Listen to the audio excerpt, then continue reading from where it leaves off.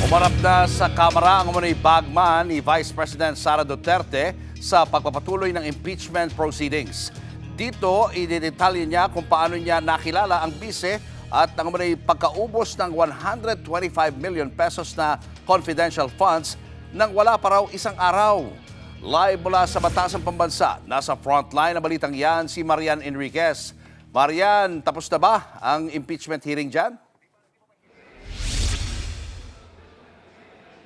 Julius, gumugulong pa rin nga itong impeachment hearing ng House Justice Committee at naging emosyonal ang umunay bagman nga ni VP Sara na si Ramil Madriaga nang basahin niya yung kanyang supplemental affidavit. At habang naging mahigpit naman itong si Committee Chairperson Jervy Luistro at ilang ulit na sinita yung mga kapwa-kongresista na bawal ang probing questions o yung mga hindi nakapaloob sa affidavits dahil malinaw po na clarificatory hearing lamang ang pagdinig para tukuyin kung may probable cause o sapat na basihan para umusad pa ang mga reklamong impeachment.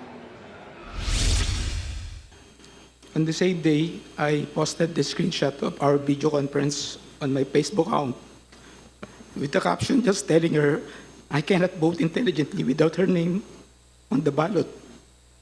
Neither can go out and vote wisely unless the name Inday Sara Duterte Carpio appears as a candidate in the 2022 presidential race. Would you like to say something about why you are crying on this part of the affidavit? Hindi naman, malungkot lang po. Malungkot. Okay, please proceed. Naiyak si Ramil Madriaga habang binabasa ang kanyang supplemental affidavit sa pagdinig ng House Justice Committee sa impeachment complaints laban kay Vice President Sara Duterte. Si Madriaga ang nagpakilalang bagman daw ng bise. Ipinasapi na siya ng komite dahil sa dating pahayag na naghatid umano siya ng malaking halaga ng pera sa iba't ibang individual alinsunod sa utos ni VP Sara. Nanindigan si Madriaga na nagsisinungaling ang bise sa inihaing reklamong perjury laban sa kanya. Wala raw katotohanan ang sinabi ni VP Sara na hindi sila magkakilala. Wala po daw kayong relasyong personal at wala po kayong relasyong professional. Ano po yung totoo sa bagay po na ito? Do you deny this particular general statement of the Vice President? Hindi po totoo yun, Madam Chair. Ano po yung pinakabatayan po ninyo para masabi na hindi po totoo ang sinasabi ng pangalawang Pangulo? Marami pong makakapagpapatunay na mga opisyal sa gobyerno tsaka mga kasama namin sa isip na mayroon kaming mga naging pagpupulong. Bukod pa po dito, mga meeting po sa, lalo na nung eleksyon, na halos kasama ko siya 24 hours, minsan overnight pa, sa isang resort. Kasama ko po din ang mga PSG. Kaya kilala po niya ako at kilala ko rin po siya. Una raw nakilala ni Madriaga si dating Pangulong Rodrigo Duterte sa pamamagitan ni dating National Security Advisor at Congressman Roy Logoles. Nang maging Pangulo si Digong, naging parte raw siya ng NSC. Direkta rin siyang empleyado ng dating Pangulo kung saan sumasahod siya ng 100 hanggang 150,000 pesos kada buwan. Ayon kay Madriaga, 2018 nang ipakilala sa kanya ng dating Pangulo si VP Sara kung saan pinag-usapan ang muling pagtakbo noon ng bise bilang mayor ng Davao City.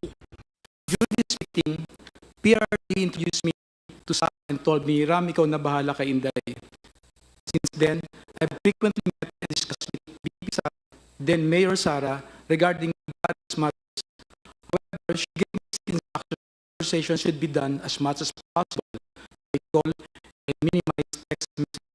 Ayon kay Madriaga, si VP Sara ang paboritong anak ng dating Pangulo. PRD wanted VP Sara in politics instead of Paulo Duterte Pulong and Sebastian Duterte Paste, who he characterized Aliw and Bading, respectively. Binigyan daw si Madriaga ng 25 million pesos ng dating Pangulo pamili ng mga motorsiklo na magagamit ng bise. Akala ko wala siya pera. Madami po. Marami siya pera. Opo. Inutusan si Madriaga ng mag-ama para bumuo ng grupo na susuporta sa kandidatura noon ni VP Sara bilang Pangulo sa 2022 elections. Dito nabuo ang isip o Inday Sara is my president. Bilang patunay, pinakita pa ni Madriaga sa kamera ang mga litrato ng grupo sa pag-iikot sa bansa, kabilang ang virtual meetings kasama ang bise. Sa isa sa mga online meeting, kita pa raw ang regalong painting ni Madriaga sa background ni VP Sara. May video rin kung saan may hawak na bandila si VP Sara at tinawag na Sir Ram si Madriaga. Ito po yung pagdating ni VP Sara sa Matnog.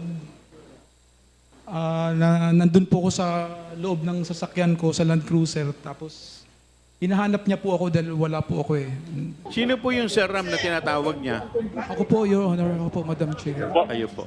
May pa-video greeting din daw si VP Sara noong birthday ni Madriaga. Happy birthday, Sir Ram. I wish you good health and happiness. Ayon kay Madriaga, nakumbinsi ni Pangulong Bongbong Marcos at Senator Amy si dating Pangulong Duterte na tumakbo na lang na vice-presidente si VP Sara noong 2022. Nang manalong bise, inimbitahan pa nga raw ni VP Sara si Madriaga na dumalo sa kanyang inaugurasyon sa Davao City. Si Madriaga rin daw ang tumulong bumuo ng Vice Presidential Security and Protection Group o VPSPG. Dito niya inirekomenda si Colonel Dennis Nolasco at Colonel Raymond Dante Lachica. Nakatrabaho ni Madriaga ang dalawa sa umunoy paghahatid ng malalaking pera para sa iba't ibang mga tao base sa utos ni VP Sara. May mga ihahatid daw sila sa 3 lugar, sa San Pablo, Night Trip o sa Nomo Basho at sa Office of the Ombudsman. Pinapunta raw ni Nolasco si Madriaga sa DepEd Central Office. Dito niya nakita si Lachica at DepEd Special Disbursing Officer Gina Acosta. 4 na duffel bag na may tig 30 hanggang 35 million pesos daw ang laman ng mga ito. Pinakuha pa nga raw si Madriaga ng parte niya, kaya kumuha siya ng 1 milyong piso sa bag. Dito na sinabi ni Madriaga kung sino ang nakatanggap ng pera. Ibinunyag din niyang mas maiksi pa sa 11 araw nang maubos ang 125 million pesos na confidential funds ng bise noong 2022. Previously and upon direct instruction sa PRRD, Sara, I've also delivered money to Ombudsman Samuel Martires or Tony Ryan, which I usually place inside an open trunk of a designated car. A few years later, I read from several media reports that 125 million OBP confidential funds in 2022 were reportedly utilized in just 11 days. This is wrong because I personally disposed the money in less than 24 hours. Hindi dumalo si VP Sara sa pagdinig at hindi rin naman siya required pumunta. Ayon kay Chairperson Jervy Luistro, 4 na petisyon na ang inihain para ipatigil ang impeachment proceedings. Nilinaw din niyang hindi inaagaw ng Kamara ang kapangyarihan ng Senado kung guilty o hindi guilty ang opisyal. Clarificatory hearing lamang ang pagdinig nila habang ang Senado ang maglilitis. Julius, nagdesisyon nga yung Commission on Audit dun sa apila ni VP Sara tungkol po doon sa inisyu nilang Notice of Disallowance sa April 10, 2026 decision ng COA, final o pinagtibay na po ng komisyon yung Notice of Disallowance sa paggastos ng bise ng 73 million pesos. Mula po yan dun sa 125 million pesos na confidential funds dito noong 2022. Ibig po sabihin, mali po yung pinaggamitan ng pondo at pinababalik ng komisyon yung pera. Samantala, around 3:30 naman po, kaninang hapon nung umalis si Madriaga, dito po yan sa Kamara at bumalik na nga sa Camp Bagong Diwa sa Taguig City. Yan muna ang latest dito sa Kamara. Balik sa Julius.